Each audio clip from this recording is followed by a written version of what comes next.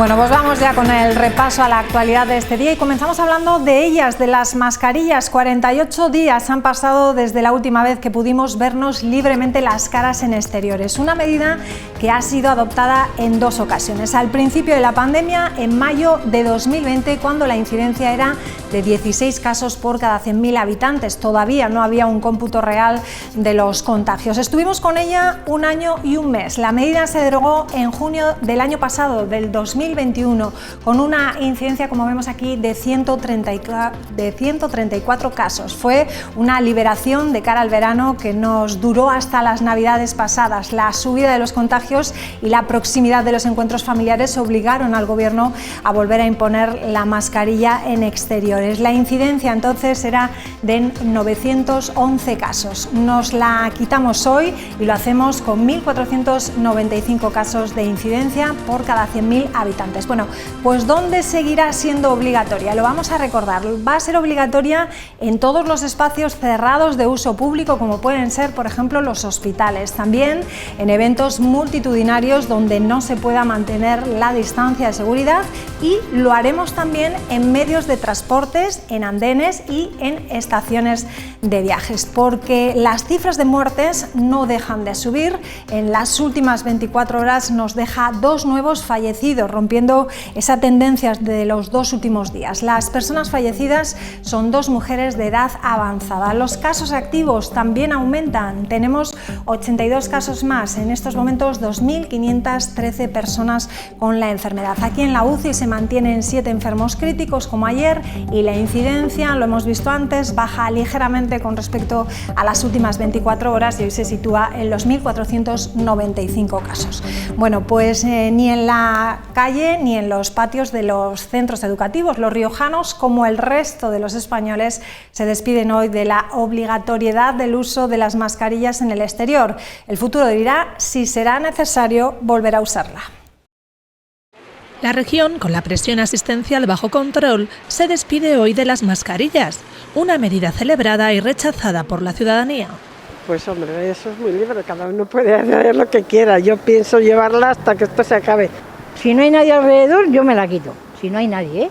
Pero si no, siempre. No. Pero nada más que me vaya a tropezar con uno, me la subo corriendo para arriba, si no me la quito. Mitad y mitad, porque claro, si vas solamente a andar, pues, y vas solo, pues tampoco la necesitas. Yo creo que debíamos de llevarla un tiempito más. La medida no siempre bien entendida por la mayor parte de la ciudadanía e incluso rechazada por muchos expertos, ha permanecido vigente durante 48 días. El miedo a contagiarnos sigue en la calle. Precaución, miedo, no sé cómo es el tema, porque después del tiempo que llevamos ya no sabe uno cómo acertar. Y también el miedo que todavía tiene la gente. Pero mayormente a medida que pasa el tiempo yo creo que poco a poco vamos a volver a la normalidad. Desde el 24 de diciembre en La Rioja se han contagiado más de 39.000 personas. Por eso muchas creen que debería seguir siendo obligatoria. Pues hasta que esto baje y termine, que lo tenemos todo claro. Yo te veo a ti con mascarilla y a ti también, y es lo que tenemos que hacer de momento, sobre todo nosotros los mayores. Mientras tanto, otros abogan por... Y no solamente no llevarlas, sino olvidarnos de ellas. Bueno, pues vamos con otros asuntos. Primer pleno ordinario del año en el Parlamento con preguntas a la presidenta. A Andreu se le ha preguntado por el cese de la consejera de Salud, de Sara Alba, por la gestión de los fondos europeos y también por la reciente aprobada reforma laboral. La presidenta ha defendido la gestión, ha asegurado que su gobierno se está dedicando a salvar vidas y a apoyar social y económicamente a los ciudadanos y, por encima de todo, devolver a lo público lo que ha dicho nunca debió salir de ahí. El cese de la consejera de Salud, Sara Alba, ha servido a la oposición para criticar a la presidenta su falta de disposición a hablar en la Cámara riojana. Que usted se niega a rendir cuentas en el Parlamento porque tiene alergia a que le controlemos. A usted no le gusta dar explicaciones de los problemas que usted genera con su gestión. Y cuando llegan asuntos espinosos como este, pues usted poco a poco se va empequeñeciendo hasta que casi desaparece. Vamos a ver, yo no llevo escondida, yo hago lo que dice el Poder Legislativo, ¿no? Si quiere me impongo al Parlamento. Yo vengo aquí cuando ustedes me lo piden. Detrás del cese de la consejera de Salud solo hay un interés, según el Grupo Parlamentario Ciudadanos. para intentar lavar su propia imagen. Usted dice aquí unas cuestiones que yo ni había valorado, que es limpiar la imagen, que no, que aquí vamos de frente. No sé qué tipo de gobernanza tiene usted. Pero para el PP cada cese es un nuevo fracaso del Gobierno y al final una cuestión de confianza. Lo que está claro a esta altura de la legislatura es que los riojanos no confían en usted y los más próximos tampoco confían en usted. Como mucho la temen ante un evidente riesgo de cese. Una confianza que también se pierde, según los populares, cuando se habla de la gestión de los fondos europeos. No nos fiamos de su capacidad de gestión. Por lo tanto, cuanto antes deje el palacete del Gobierno de La Rioja, mejor para todos. Son ustedes una derecha antipatriota. Ni en los momentos más difíciles se pusieron del lado de España. Pese a ustedes, están llegando los fondos a España, están llegando los fondos a La Rioja. Y con datos, la presidenta ha defendido la gestión de estos fondos. Hemos conseguido ser la segunda comunidad autónoma que más dinero por habitante ha recibido de los fondos europeos, con una media de 349 euros por habitante frente a los 237 euros por habitante promedio nacional. Ya se han abierto numerosas convocatorias de ayuda a través de los diferentes ministerios y también a través de las comunidades autónomas, y el ritmo se va a intensificar en los próximos meses. Al igual que la aprobación de la reforma laboral que ha calificado de acuerdo histórico. Es un éxito de país, una apuesta por la recuperación justa, un compromiso con la ciudadanía. Y es una muestra de que somos un gobierno de diálogo y de consenso, que es lo que somos los gobiernos del progreso. Un ejemplo ha señalado Andreu que demuestra que se puede salir de una crisis sin dejar a nadie atrás.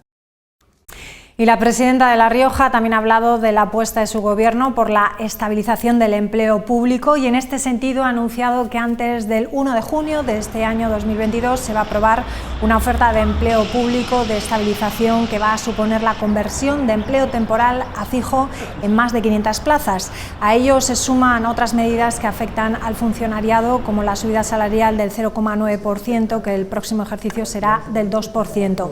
También de la convocatoria de 2 concursos de mérito que no se convocaban desde hacía 12 años y que van a servir para cubrir cerca de 250 plazas. En esta legislatura hemos lanzado la oferta de empleo público más ambiciosa de la historia. Casi 900 plazas que afecta a diferentes sectores de la administración pública. En el 2021 se han publicado 42 convocatorias correspondientes a las ofertas de empleo. ¿De cuándo? ¿Del 21? No. Del 2017, del 2018, del 2019 y del 2020, que ya nos correspondía a nosotros. Y en este 2022 se va a aprobar antes del 1 de junio una oferta de empleo pública de estabilización, que supondrá la conversión de empleo temporal a empleo fijo de más de 500 plazas entre temporales e interinos. Y el Gobierno comparte el problema de las preocupaciones de los agricultores y ganaderos. Lo ha dicho esta mañana. Así ha respondido la consejera de Agricultura, Eva Hita, a una pregunta del Grupo Parlamentario Popular sobre la manifestación del sector que se celebró en Logroño hace 2 semanas.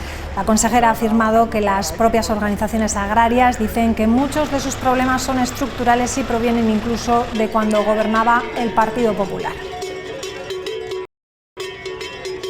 Protestan estos agricultores y estos ganaderos, señora Hita, porque están hartos de tanta mesa inútil, porque están hartos de palabrerío, de fotos y de postureo. Protestan estos agricultores y estos ganaderos porque hoy están peor que ayer y ayer estaban muchísimo peor que en el año 2019. Los agricultores y ganaderos riojanos afortunadamente tienen a día de hoy muchas más herramientas para garantizar su futuro que durante los 5 lustros de la derecha inactiva y ralentizada gobernando esta región. La Rioja también ha logrado una buena PAC, como usted comentaba. En primer lugar, manteniendo el presupuesto y reflejando las demandas de La Rioja de una manera importante en defensa de nuestro modelo de agricultura y ganadería familiar y profesional. La incorporación de al menos 600 profesionales y menos temporalidad en el empleo son las principales reclamaciones que a partir de este jueves realizan los profesionales de enfermería y fisioterapeutas a través de una serie de movilizaciones convocadas por el sindicato SATSE. Así, profesionales y pacientes se han concentrado esta misma mañana ante la puerta del Centro de Atención Primaria en 7 Infantes de Lara.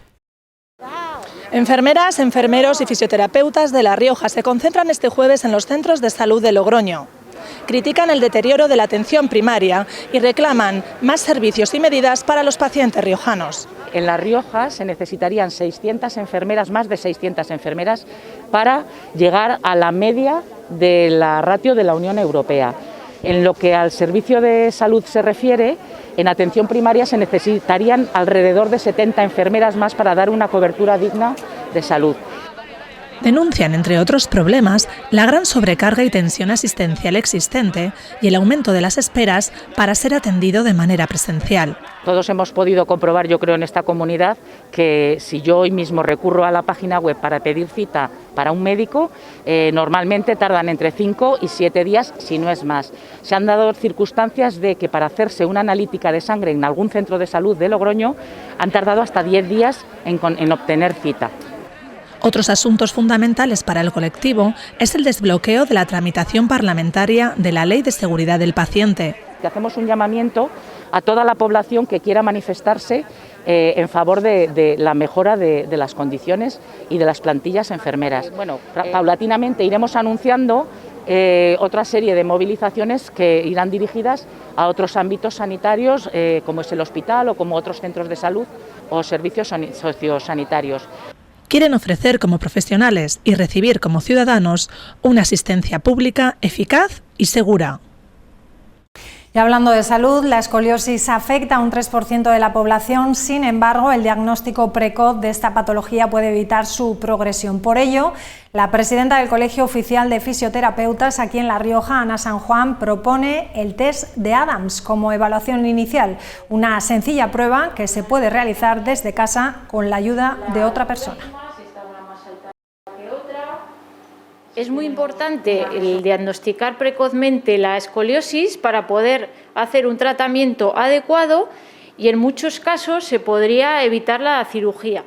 Desde casa estamos incidiendo desde el Colegio de Fisioterapeutas en realizar el test de Adams, que se realizará de pie, con los pies a la anchura de los hombros, las rodillas extendidas, las manos juntas, y haremos una flexión anterior para observar si en el tórax hay una gibosidad en un lado diferente del otro.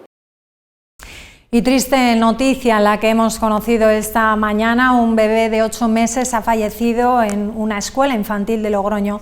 A la espera de la realización de la autopsia que determine las causas del fallecimiento, todo parece indicar que podría estar relacionado con una muerte súbita. El Colegio Concertado de Educación Infantil La Inmaculada se encuentra situado en la Avenida de la Paz número 100. El suceso ha causado una gran consternación en toda la comunidad educativa del centro y entre las religiosas que gestionan esta escuela infantil. Y en la sesión del juicio de hoy por el asesinato de la pequeña Carolina, presuntamente a manos de su madre, hoy se ha hablado de los vídeos que la acusada dejó grabados antes del suceso. Una agente de policía ha narrado lo que contó la hermana de la acusada. Le habló de varios vídeos que grabó de despedida dirigidos a varios miembros de su familia.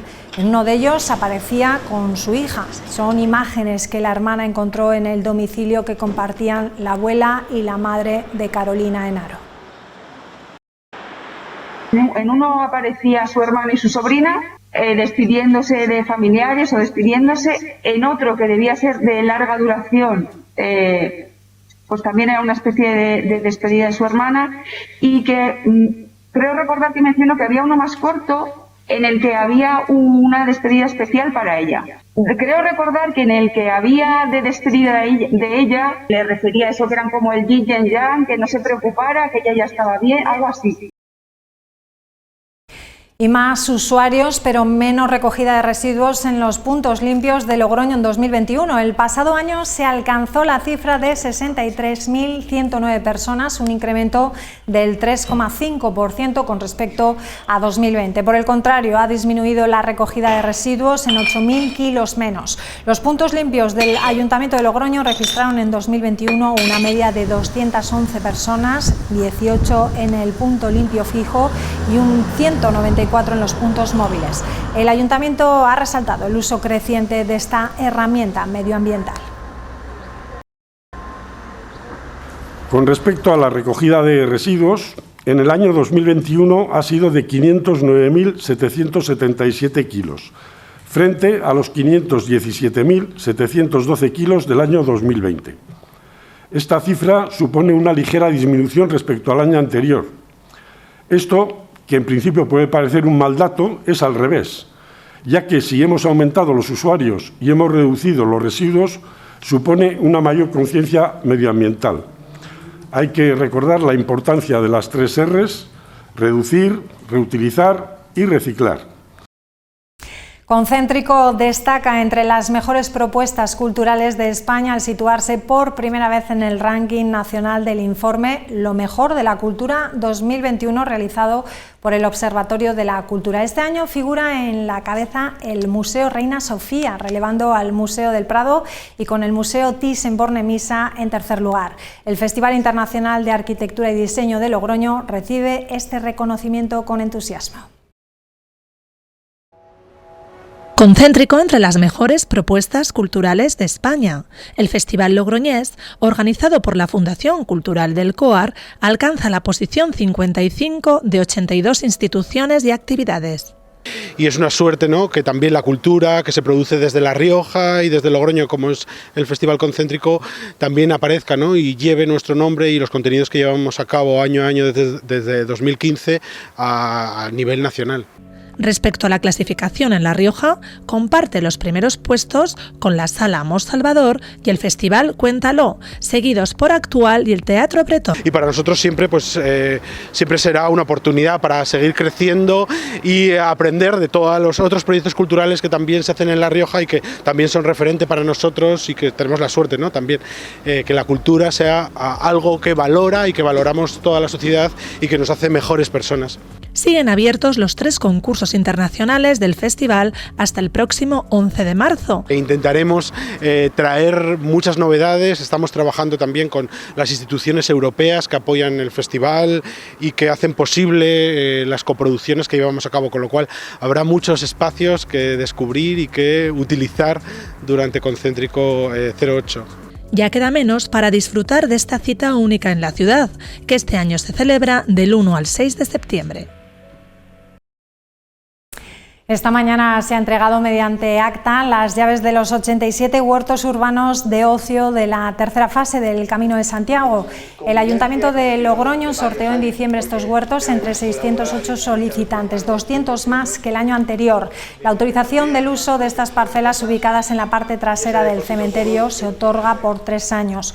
Durante la jornada de hoy se les ha informado de las normas y funcionamiento de los huertos. También se les forma en materia de cultivo ecológico y uso adecuado de compostadoras para que quienes dispongan de ellas. Los cultivos además solo pueden ser para autoconsumo, les recuerdan de los usuarios, nunca para su venta.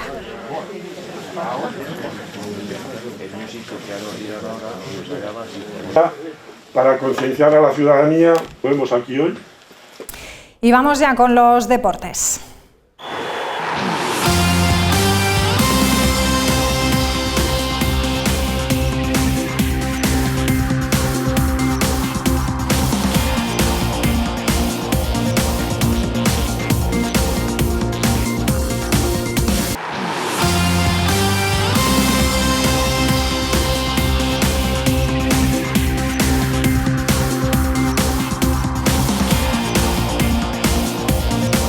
Y comenzamos el repaso a los deportes con la Unión Deportiva Logroñés, que sigue ultimando los detalles antes de acudir al Estadio Ungal de Irún este fin de semana. Los blanquirrojos, en buena dinámica de resultados, siguen completando entrenamientos con buenas sensaciones de cara al próximo choque liguero. Duelo por la zona alta con un Real Unión de Irún que llegará al enfrentamiento con los riojanos tras haber derrotado en Riazor al líder, al Deportivo de La Coruña, que precisamente tendrá que acudir a las Gaunas este próximo fin de semana para medirse a la Sociedad Deportiva Logroñés.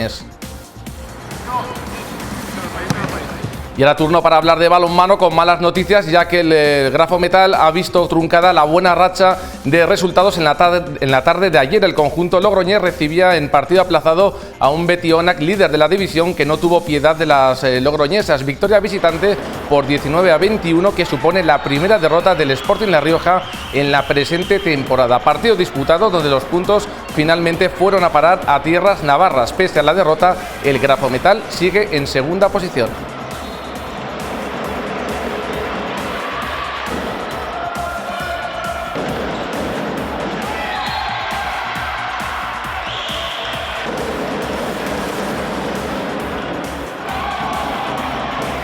Y terminamos el repaso deportivo con otra mala noticia. El Reina Yogur Clavijo cayó a domicilio ante un rival directo por la permanencia como es el Marbella. Derrota por 4 puntos, 70-66, que sigue situando al equipo de Genaro Díaz en los 6 triunfos en la temporada. La parte positiva de este resultado es que el conjunto riojano, pese a caer, consigue salvar el Basket Average. El próximo partido del Clavijo tendrá lugar el próximo domingo en el Palacio de los Deportes ante el Cantabria a partir de las 19 horas.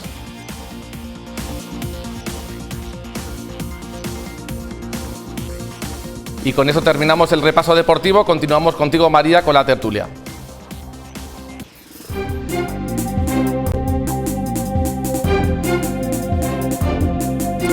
Gracias, Robert. Bueno, 48 días han pasado desde que nos impusieron la mascarilla y hoy por fin nos vemos las caras en la calle. Lo hacemos con una incidencia de 1.400 casos y 39.000 contagios detrás.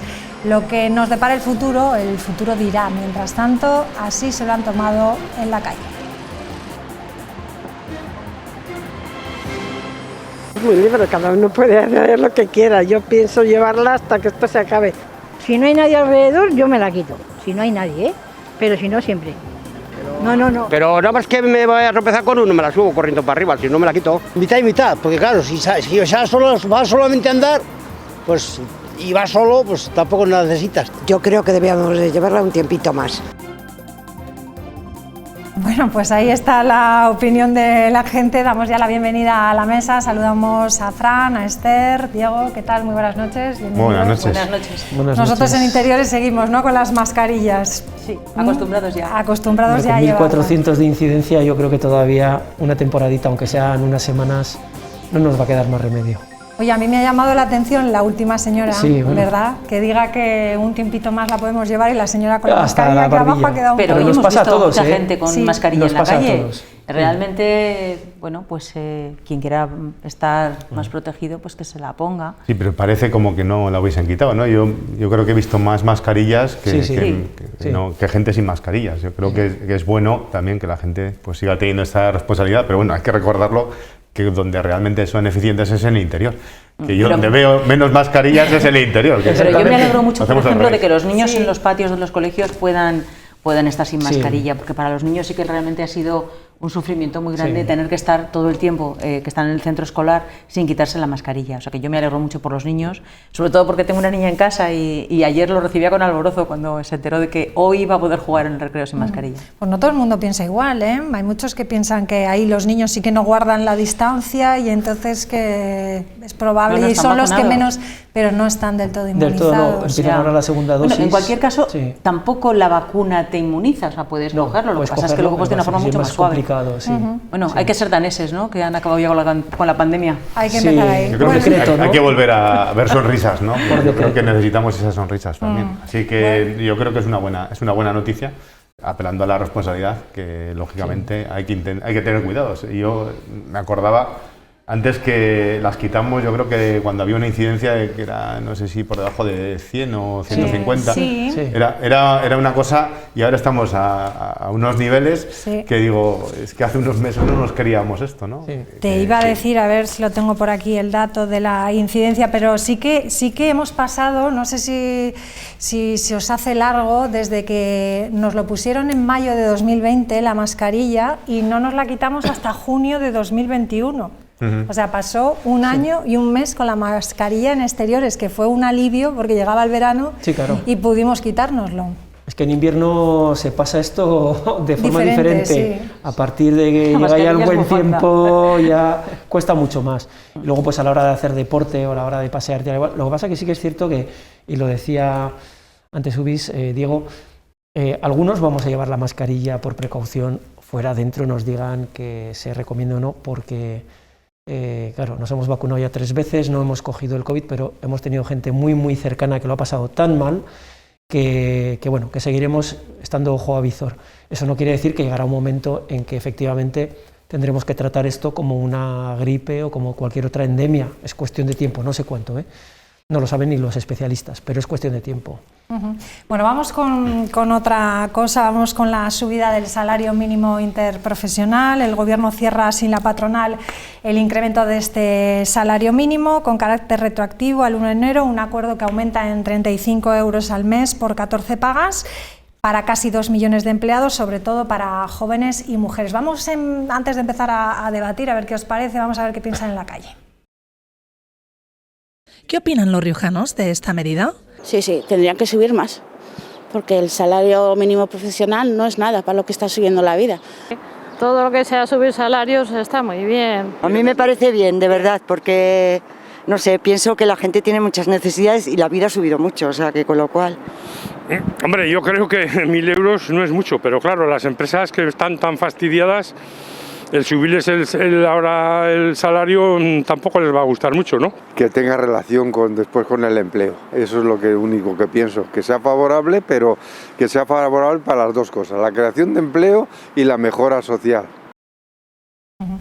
Bueno, pues ahí está, sobre la mesa. ¿Qué opinión tenéis? Yo tengo una opinión un poco triste, porque es verdad que el IPC interanual ha sido muy alto, un 6 y pico %, que es realmente una escala de precios enorme. Y es verdad que los salarios son bajos en nuestra comunidad autónoma y en España en general.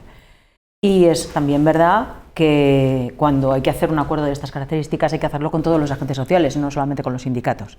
Y aquí se ha quedado fuera el empresariado. Subir un salario mínimo de 1.000 euros supone 1.500 euros a un empresario. En este momento los empresarios no están bollantes, como no lo está la sociedad en su conjunto, porque estamos atravesando una crisis muy severa. Entonces, a mí me preocupa que esto pueda llevar consigo que sí, haya gente a la que se le aumente el sueldo, pero mucha gente pierda su empleo. Y desde ese punto de vista a mí me entristece un montón, porque yo prefiero tener un empleo peor remunerado a no tener empleo, eso como cualquiera, porque siempre quieres estar ocupado y quieres estar participando en la sociedad activa. Y lo que yo me temo es que esto se va a llevar por delante muchos empleos. Y eso es una mala noticia para ahora y para el futuro. Y además esto abre un camino que es el de no contar con todos los agentes sociales, sino solamente con los sindicatos y olvidar a la patronal. Y a mí esto no me parece correcto.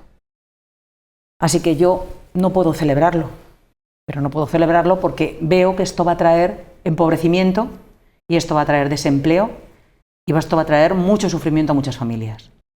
Es decir, nos pueden prometer no 1.000, ya nos pueden prometer 2.000, pero si lo que tienen que hacer es facilitar las condiciones para que haya inversión, para que el empresariado se anime a invertir y a crear empleo, porque aquí el empleo lo tiene que crear la iniciativa privada. A mí no me sirve que se creen empleos públicos si no hay una iniciativa privada tirando del carro. Y al final es la clase media la que paga toda esta juerga, porque al final esto es una juerga, que se paga con los impuestos de la clase media. Así que, lamentablemente, no puedo celebrar una cosa que va a traer empobrecimiento y tristeza para muchos. Yo creo que además tenía razón el último caballero, ¿no? que puede traer destrucción de empleo, porque lógicamente subir los salarios lleva acarreado que van a subir también los costes salariales de los empresarios. Y no es lo mismo una gran empresa que un pequeño empresario, un pequeño autónomo que tiene contratado a alguien, que al final estos costes pueden hacer que no compense tener ese empleado y que al final se acabe destruyendo empleo precisamente en las empresas más pequeñas. Y creo además que esto tiene una componente política que creo que viene derivada de la reforma laboral que han aprobado de esas maneras, ¿no? Para el gobierno ha sido un gran fracaso, porque este gran gobierno progresista pues al final no le ha salido una reforma tan progresista como ellos querían y tenían que enmendarlo de alguna forma. Y la única forma que se les ha ocurrido es sacar deprisa y corriendo esta subida del salario mínimo interprofesional sin consensuar con los empresarios. Esto hubiera sido bueno si realmente, como digo, no llevase acarreado un incremento de los costes los costes salariales que al final lo va a pagar el empresario y creo que se va a destruir empleo en lugar de favorecer la contratación, que es lo que deberíamos hacer. Se estiman algunos expertos dicen 130.000 empleos se podrían llegar a perder. Pero eso es lo mismo que decían el año pasado y hemos batido récords de empleabilidad este año pese a la pandemia. Es decir, estamos en índices de empleabilidad anterior a la crisis de la pandemia, estamos batiendo récords de gente afiliada a la Seguridad Social. El año pasado dijeron lo mismo los empresarios cuando ya se subió el salario mínimo interprofesional a 970 euros. El año anterior dijeron exactamente lo mismo cuando se subió. Hay que reconocer dos hechos. Uno, había un acuerdo de gobierno y una promesa electoral, por lo tanto claro que es política, en que el salario mínimo interprofesional se iba a ir acercando a estándares europeos, es decir, al 60%, más o menos, que es lo que hay en Europa, en el resto de Europa, que también somos Europa, al 60% del salario medio del país. Todavía no hemos llegado a ese 60%, pero nos vamos acercando. Obviamente la pandemia ha hecho que entre ERES, ERTES, etcétera, etcétera, hemos tenido que tener mucho cuidado las empresas para que nuestros costes salariales y nuestros costes de producción, con todos los problemas que hemos tenido de abastecimiento, de estocaje, etcétera, etcétera, hicieran viable la actividad económica. Bueno, se ha conseguido, es decir, de los casi 3 millones de ERES que ha habido durante la pandemia, ya solo quedan 300.000, es decir, ahora mismo hay 300.000 trabajadores en España en ERES, en ERTES, perdón. Luego, todo ese agorerismo de que es que subir precios, subir salarios, etcétera, etcétera, es malo para la economía, y termino con esto, se ha demostrado que no es así. Es más, hemos dejado paso a una sociedad basada en el consumo. En Europa, nuestra economía está sobre todo basada en el consumo, y en el consumo interno en gran medida cuando las exportaciones, debido a toda la incidencia de la pandemia sobre nuestra economía, ha hecho que se redujera mucho. Si no hay consumo interno, las empresas no aguantan. Luego, lo que es facilitar a la gente que consuma, de momento, es por lo que ha apostado la Unión Europea. Es decir, inyectar dinero de las instituciones, de los impuestos, a la economía real. Y eso es lo que se ha estado haciendo durante 2 años, y es lo que se va a hacer este año también. Con lo cual yo no sería tan pesimista, diciendo además que, y termino, los acuerdos salariales siempre ha sido negociación empresas-sindicatos, y muchas veces no se ha llegado a ningún acuerdo, porque obviamente, pues yo me imagino que una gran empresa lo que quiere es que su coste de la masa salarial pues sea lo menor posible, pero también hay que tener en cuenta que para el país, que la gente pueda vivir dignamente y consumir, es bueno para el país y para las pequeñas y medianas industrias que consiguen consumidores de sus productos, es decir, de lo que producimos las pequeñas empresas, es mucho mejor que no a lo mejor pues, los altos salarios que invierten en la bolsa o que invierten en productos, en viajes internacionales, etcétera, etcétera, ¿no? A mí me parece muy triunfalista lo que acabas de decir. No, desde que has empezado, desde que has empezado. Lo siento, Fran, yo te he respetado. Son datos, respétame. Sí, pero son datos. Mira, los datos son tan duros como que España fue el país más perjudicado por la pandemia y que destruyó más empleo. Luego, por tanto, ¿se está recuperando? Hombre, faltaría más, solo faltaba que continuáramos en esos índices de desempleo a los que nos llevó una pésima gestión de la pandemia, desde luego el primer año, desde luego que sí. Y después, lo segundo, dices, vamos a fomentar el empleo, vamos a fomentar el consumo. Bueno, pues bajad los impuestos y no los subáis. Sí, lo que está haciendo el Partido Socialista es subir y subir los impuestos. Por mucho que suba el salario mínimo, y perdóname, Fran, déjame terminar, por mucho que suba el salario mínimo, nos vais a freír a impuestos, y no va a haber forma de que el Partido Socialista fomente el consumo si sigue aumentando los impuestos. Cuanto más subas el salario, más subirán los impuestos. ¿Pero qué impuestos han subido? ¿Qué impuestos?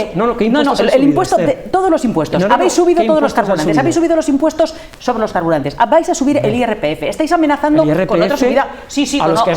Con otra subida de impuestos. No hacéis más que subir los impuestos. Tenemos impuesto de patrimonio que antes no lo teníamos. Tenemos impuesto de sucesiones que antes no lo teníamos. Hombre, Fran, no niegues la evidencia. Nos freáis a impuestos. No, es verdad. Los peajes que van a venir. Además, es que yo, en el tema del paro, creo que es un mensaje muy triunfalista por parte del gobierno. Son datos. No se han tenido en cuenta los autónomos que están en cese de actividad, el empleo público que se ha generado durante la pandemia. Se ha generado mucho empleo público que seguimos por debajo de todos los índices europeos. Veremos a ver si se consolida o no se consolida. Los parados que están en formación que no computan. Luego tenemos gente todavía que está en los ERTES. Pero igual que antes, vamos, Diego, que igual que antes. Lo que has dicho ahora de no teníamos ERTEs, los no teníamos trabajadores que autónomos en están en cese de formación actividad, no computan igual que hace 10 tanta creación de años. empleo público como ahora. Creo que las cifras están un poco maquilladas. Entonces, por ahí creo que es un mensaje demasiado triunfalista. Vamos a ver cómo se consolida, como hemos visto estos 2 años. Las cifras de empleo vamos a ver enseguida. Y luego, ahora te voy a dar un dato del primer mes. La segunda parte, yo estoy de acuerdo en que la gente tenga más dinero en los bolsillos, pero vamos a hacerlo, pues también habrá que decirle a los empresarios que vamos a reducir estos costes salariales, que no van a suponer más impuestos también para los empresarios la subida del salario mínimo.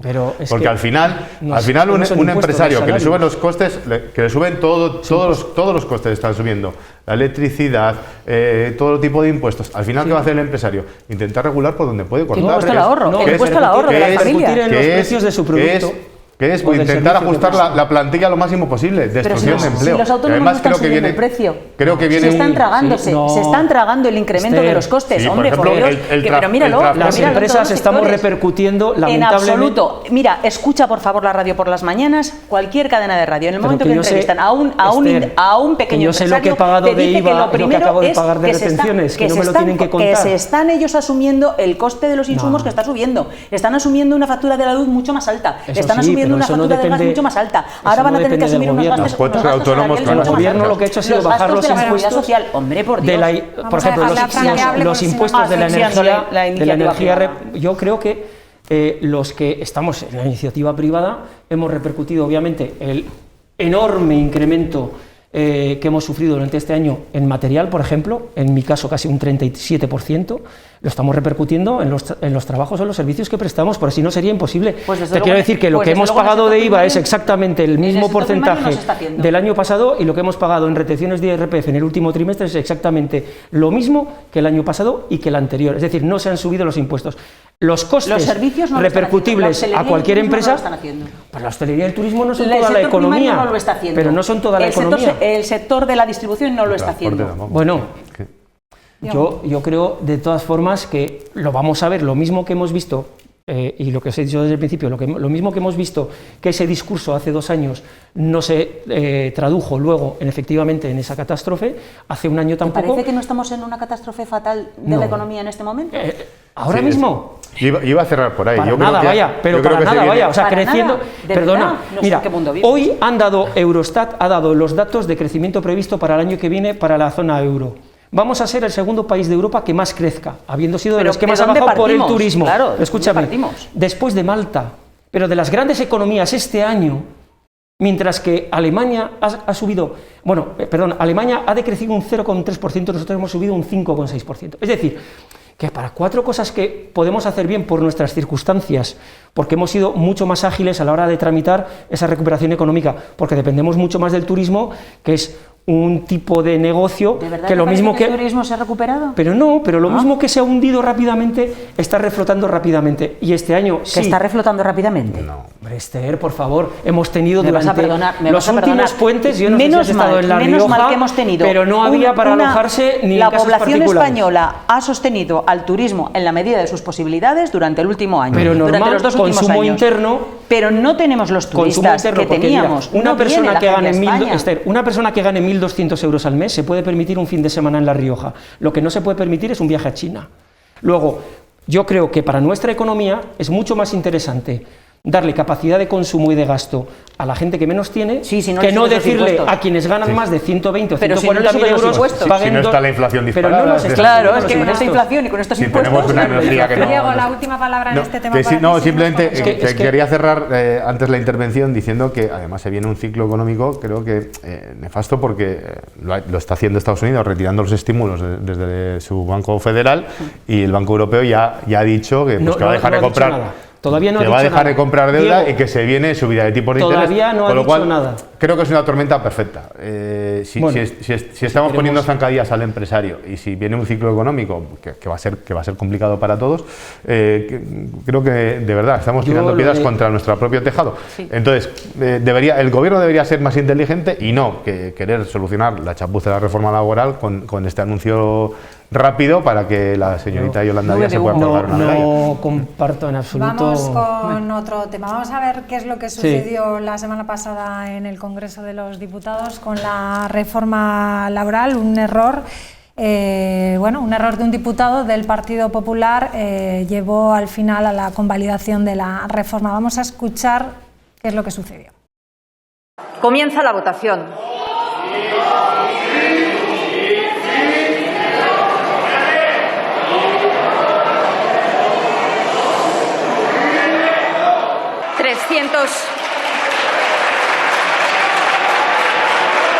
Que queda convalidado el Real Decreto Ley.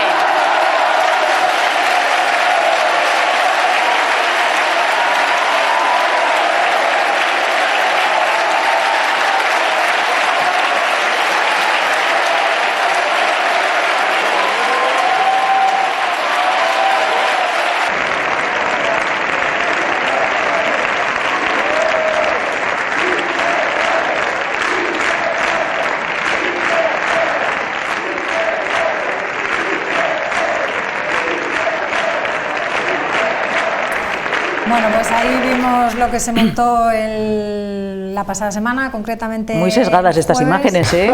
Muy sesgadas estas imágenes. Muy sesgadas porque no hemos visto al Partido Popular al principio. No, ni hemos visto el gesto de Sánchez calmando a su vicepresidenta y a sus vicepresidentas que creyeron que habían perdido la reforma laboral cuando él tenía información de que efectivamente no se iba a perder porque el voto, dicho sea de paso, y también reconozco, creo que un diputado en unas condiciones en las que estaba votando no debería haber cometido un fallo jamás. Era una votación lo suficientemente seria como para haberlo hecho todo correcto. Dicho sea, quiero decir, lo reconozco, eso no me parece admisible en ningún diputado, pero en un caso como tan importante como el que se estaba tramitando, desde luego.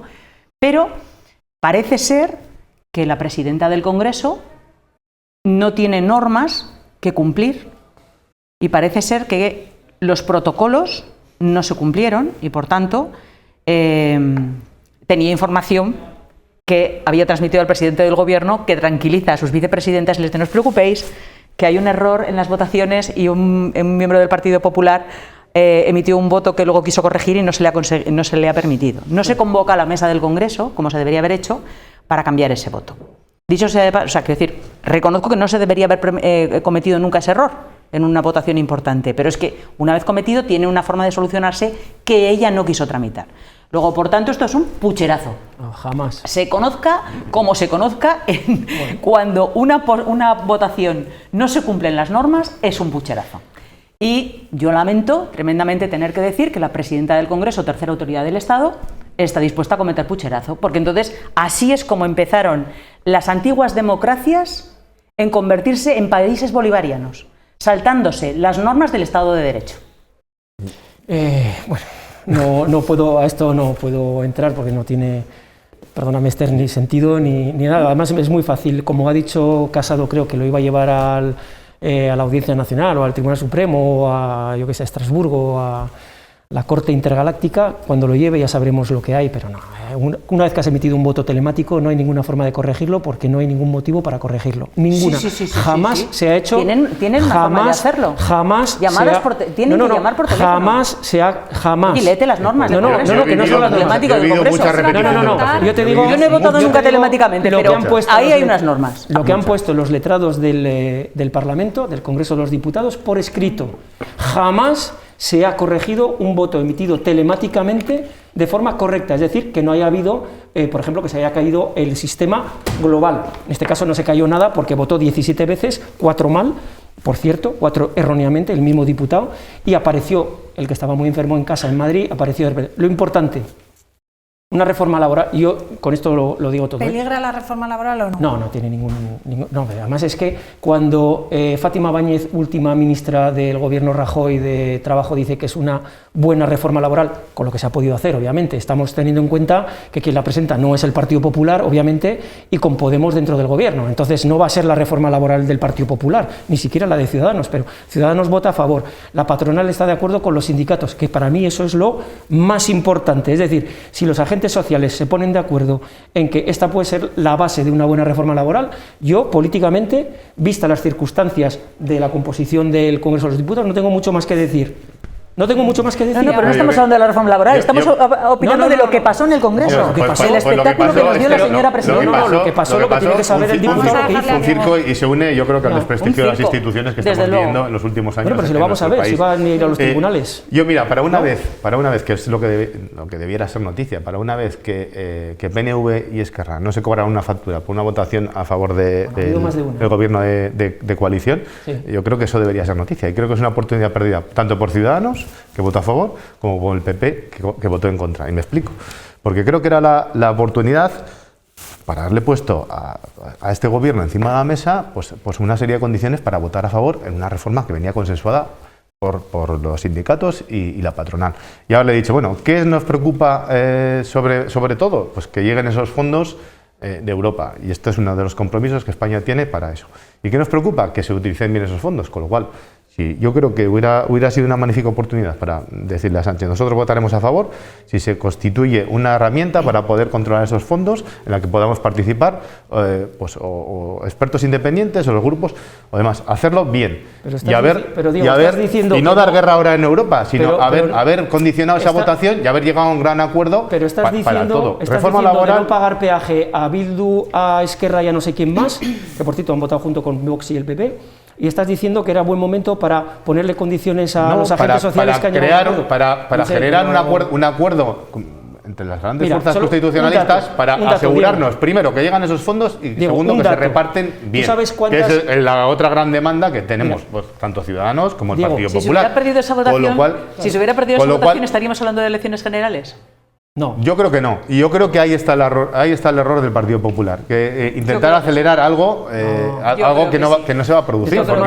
Porque el señor Sánchez va a aguantar contra viento y marea hasta el último día que va a aguantar el señor. Por distendir un poco. Ya, pero yo te digo, gobernaría en minoría. Pero yo creo que se hubiera roto la coalición de gobierno.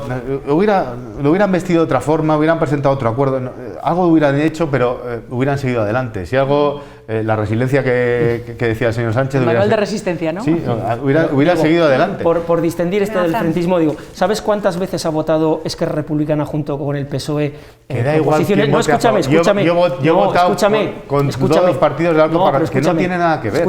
Es que se vota, no es con quién votas, es que estás votando y para qué. ¿Sabes cuántas veces ha votado con Esquerra Republicana? 56 veces. ¿Sabes cuántas ha votado Ciudadanos con el Partido Socialista? 55. Pero vamos a olvidarnos lo que vota, quién vota cada cosa. Vamos a ver qué estamos votando y para qué es eso. Y yo creo que, y lo he dicho, tanto Ciudadanos, que votó a favor sin ninguna condición, como PP, que votó en contra, yo creo que por el mero hecho de que era la reforma de Sánchez, con la condición de no cambiar ni una coma de lo que habían aprobado. Pero que es que no se puede cambiar, o sea, que es que eso es un acuerdo que se lleva... ¿Desde cuándo un decreto de ley se puede cambiar? Si renuncias al apoyo de los agentes sociales, puedes cambiar y presentar la ley como hizo Rajoy. Ejemplo, decreto para la revalorización de las pensiones, metemos de rondillo en el decreto la mascarilla y se vota todo conjunto. No se puede cambiar una coma. Es falso. O sea, Ciudadanos regaló el voto a Sánchez. No tiene nada que ver. Y el PP votó que no porque era de Sánchez. Y esa es la explicación. Y eso es en lo que no tiene que acabar la política, Fran. En lo que no tiene que acabar. No si voto con este. Tiramos el dedo en vez de la luna. Aquí no nos vamos a poner.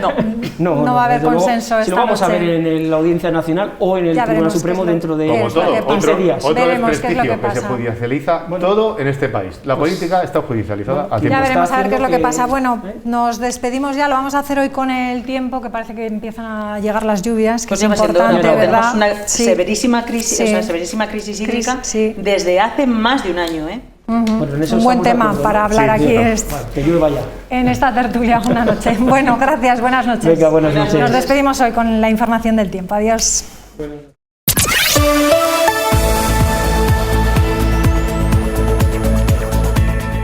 Mañana viernes tendremos cielo nuboso con precipitaciones débiles dispersas más probables en la Rioja Alta.